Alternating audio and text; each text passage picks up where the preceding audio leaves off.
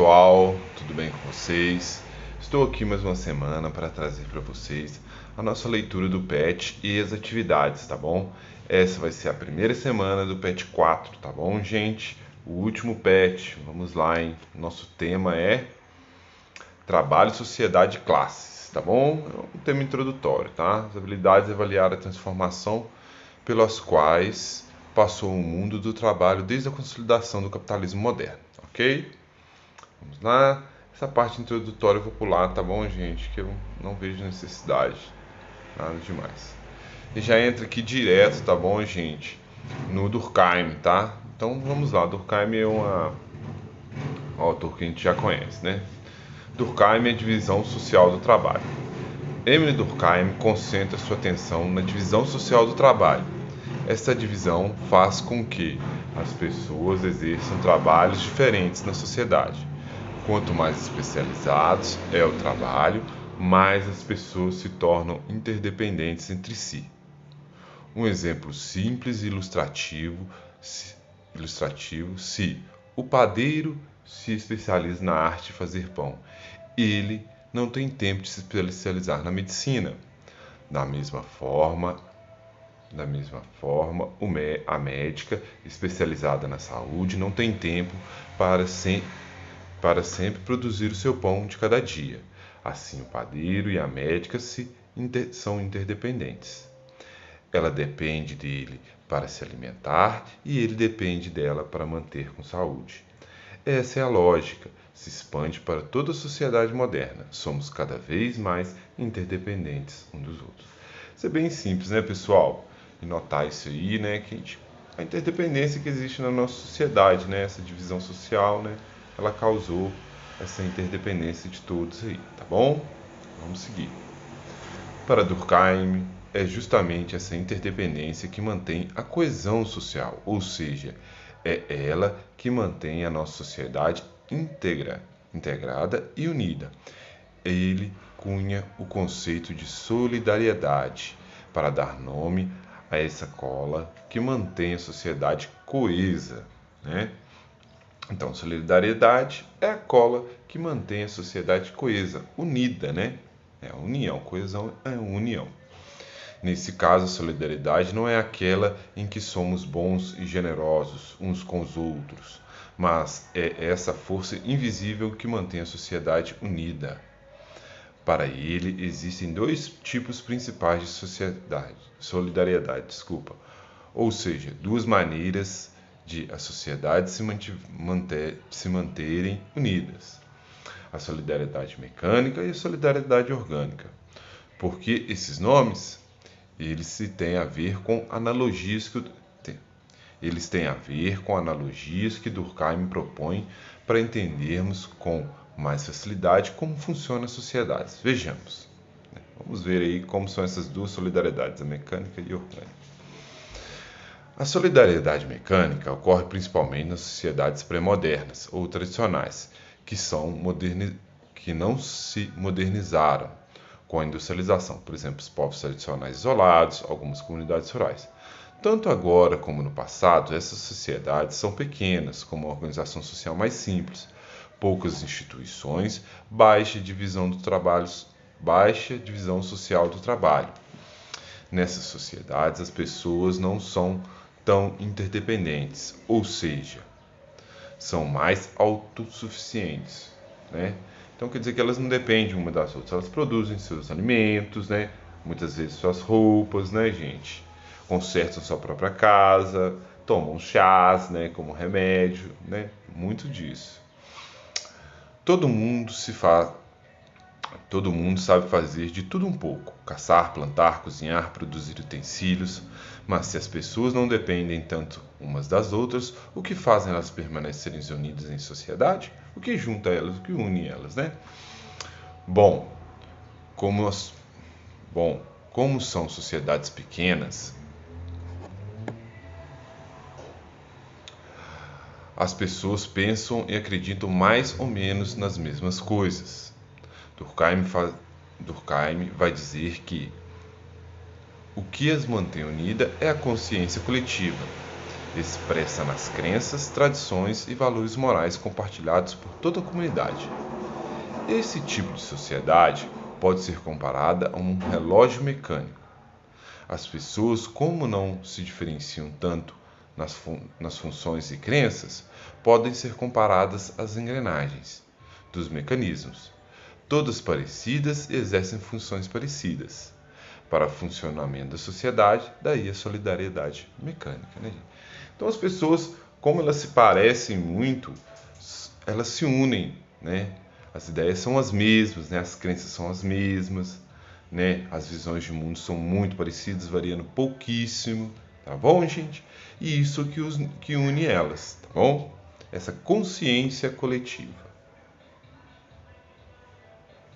Agora, a orgânica aqui a gente já tem, ó, só para o reloginho aqui, né, gente? E o corpo humano aqui. Vamos lá. A solidariedade orgânica, por sua vez, é o que mantém a sociedade moderna unida. Quando a sociedade se industrializa e se moderniza, ela tende a crescer e ficar mais complexa. Como o número de pessoas cresce e ocorre vários processos de transformação social, cultural e política, pense no impacto das revoluções francesa e industrial, por exemplo. Uma diversidade de visões de mundo, crenças, valores, muitas vezes conflitantes, passam a conviver numa mesma sociedade. A consciência coletiva passa a não ser mais suficiente para manter a sociedade unida. Então quer dizer o que, gente? As pessoas começam a pensar diferente, terem visões de mundo diferentes, religiões diferentes, modos de agir diferentes, alimentações diferentes, tudo muito diversificado, entendeu? A consciência coletiva, né? Ao mesmo tempo, ocorre a diversificação e a especialização das funções. Então, essa é uma dupla função, tá bom, gente? Ao mesmo tempo que a sociedade ela se moderniza, né? Ela se diversifica, ela se especializa, né? Das funções, tanto das pessoas como das instituições, que se multiplicam para gerir a complexidade moderna. Passa a haver uma alta divisão do trabalho social. Tanto pessoas como instituições passam a ficar, como vimos, interdependentes. Aqui a sociedade pode ser comparada a um organismo vivo. Olha só, né? O pulmão, né? No pulmão, os rins, tudo, né? Os nossos órgãos, eles se interdependem para manter o ser humano vivo, o organismo vivo. Essa é a questão.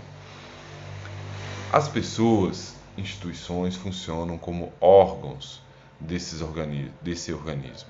O que mantém o corpo vivo é a interdependência entre as partes. O cérebro manda o coração bater, o coração alimenta o cérebro, o pulmão, por sua vez, recebe os comandos do cérebro, o sangue do coração manda oxigênio para ambos. Sozinhos e isolados não têm serventia, dependem um dos outros. Daí a solidariedade orgânica, né? Daí, né? Como que a gente vai ter? Não existe só um coração vivendo separado, não existe pedaços separados da sociedade, né? Não existe somente escola, né? Não existe somente a delegacia de polícia, não existe somente o governo, existe um todo que é unido e que interdepende um do outro, tá bom? Vamos seguir. Maior ou menor, dependendo da sociedade, a divisão social do trabalho, para além de definir funções diferenciadas entre as pessoas, divide a sociedade em grupos, conforme a sua função. Nas sociedades modernas capitalistas, o trabalho é compreendido como a função de um grupo específico. Os trabalhadores. Durkheim entende a divisão social do trabalho entre os trabalhadores e empregadores como uma divisão funcional entre aqueles que devem cumprir atividades de organização da produção e mando os empregadores e os que devem desenvolver uma atividade produtiva, os trabalhadores, né? Como vimos, para ele, a interdependência entre esses grupos gera coesão, por isso ele defende a manutenção dessa divisão, né? Alguns, né, gente? Isso aí é meio duvidoso, né? Ao mesmo tempo, essa divisão gera problemas do convívio entre grupos, conflitos que Durkheim considera como doenças sociais, o que levaria um organismo, a sociedade, a não funcionar bem. Não deve haver excessos por parte dos capitalistas ou dos trabalhadores. De um lado, o capitalista não se deve deixar levar pelo egoísmo do lucro exacerbado, e de outro, o trabalhador não deve questionar sua posição ou função dentro da divisão do trabalho. Olha só, gente, sem questionamentos é muito pesado isso daí, né? Mas vamos lá. O mais importante para Durkheim é a manutenção da integração social. Dessa forma, o lema de Durkheim é: as partes, os indivíduos, devem se submeter-se de modo a garantir a permanência de todos na sociedade. Então, a união da sociedade é gerada pelos trabalhadores que se mantêm trabalhando, né, gente? Se mantêm coesos, né, na sua função social, né? Sabem que sua função social, a sociedade depende dela, né? Nós dependemos do padeiro, de todos os trabalhadores que constroem a nossa sociedade diariamente, tá bom? Agora ele muda aqui, o Pet muda para Weber, tá bom, gente? Esse Pet é cada dia uma peça rara. Weber, o capitalismo e o protestantismo. Enquanto Durkheim considera o trabalho como um fato social, externo, geral e constitutivo, que se impõe a todas as sociedades no espaço e no tempo, Max Weber vê de forma diferente. Para ele, não há algo geral e comum a todas as sociedades. Cada sociedade é influenciada por um processo histórico particular de seu tempo. Assim, o valor e a compreensão do trabalho variam muito ao longo da história. Pense, por exemplo, na diferença entre quem era trabalho no Brasil colônia, escravo, e no Brasil atual, assalariado. Para Weber, apenas com a modernidade e a consolidação do capitalismo, o trabalho se torna uma atividade fundamental. Em seu livro A Ética Protestante e o Espírito Capitalista, de 1905, Weber observa que o capitalismo moderno é resultado de um encontro bastante único em seu momento histórico. Essa especificidade do capitalismo está em encontro entre o espírito capitalista de obter sempre mais lucro e uma ética religiosa baseada na vida regrada, no autocontrole, que tem na poupança uma das características central. Mas onde o trabalho se encaixa nisso tudo? Nesse encontro entre a mente capitalista e a ética protestante, o trabalho ocupa lugar central para o praticante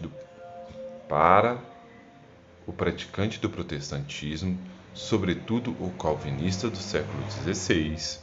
O sucesso nos negócios é uma comprovação de ter sido escolhido por Deus. Olha só, gente. O trabalho árduo, disciplinado, é uma vida regrada e sem excessos trazem um êxito profissional. Esse sucesso profissional, por sua vez, é um sinal de sua fé, salvação espiritual.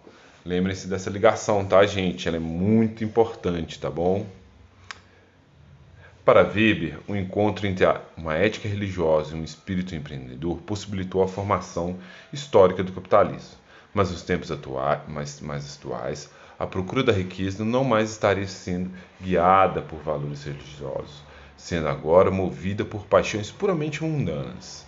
Ao longo do tempo, o encontro formador da sociedade capitalista perdeu seu sentido religioso original.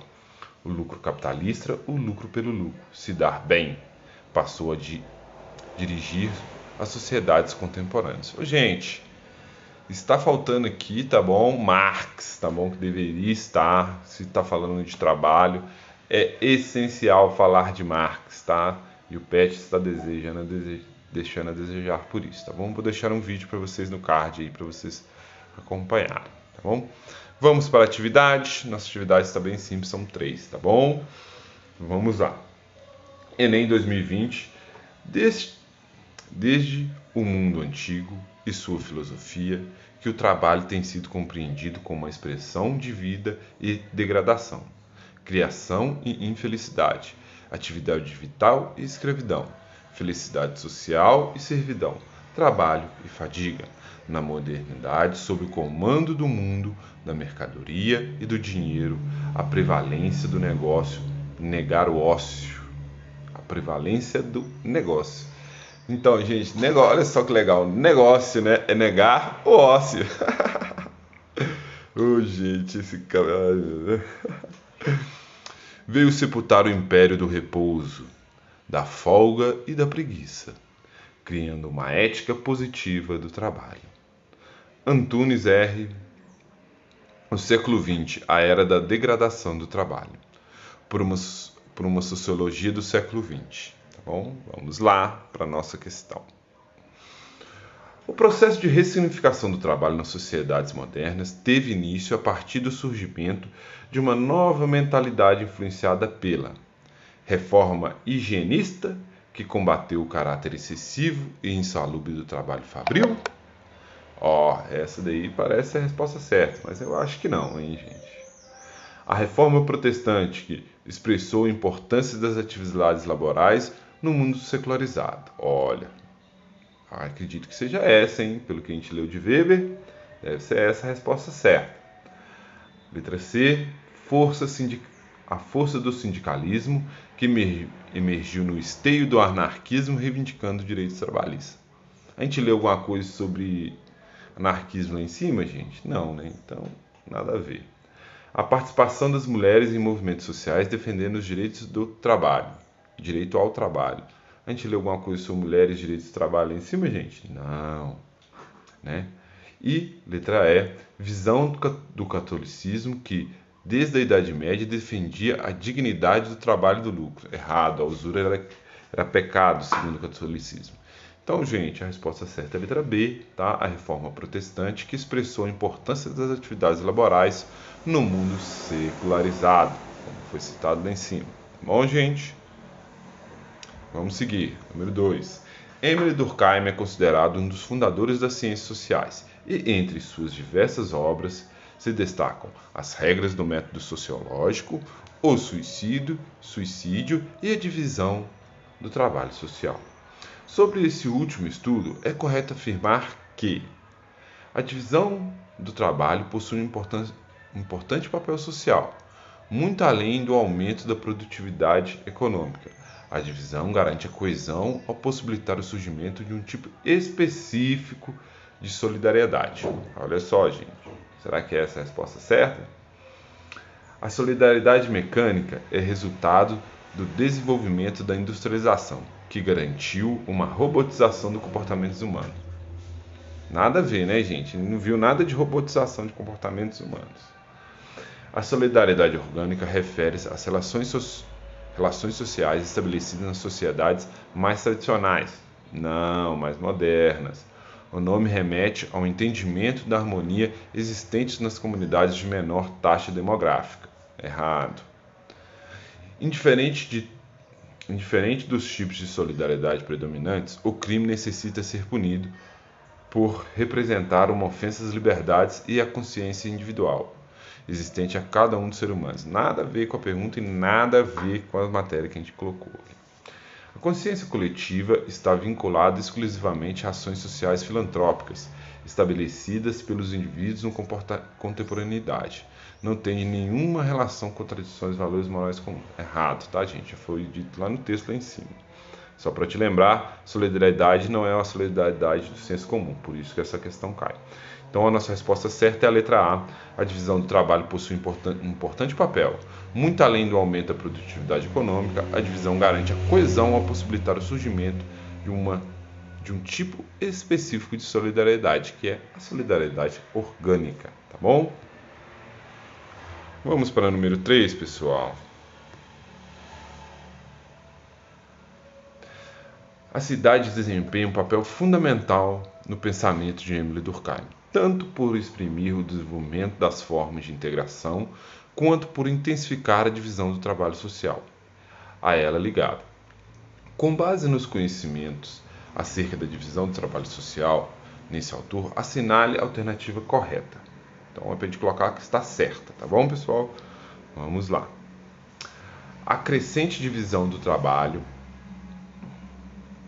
com o intercâmbio livre das funções no espaço urbano, torna obsoleta a presença de instituições. Nada a ver. A solidariedade orgânica é compatível com a sociedade de classes, pois a vida social necessita de trabalhos diferenciados. Pode ser essa, hein? Ao criar seres diferenciados socialmente, o homem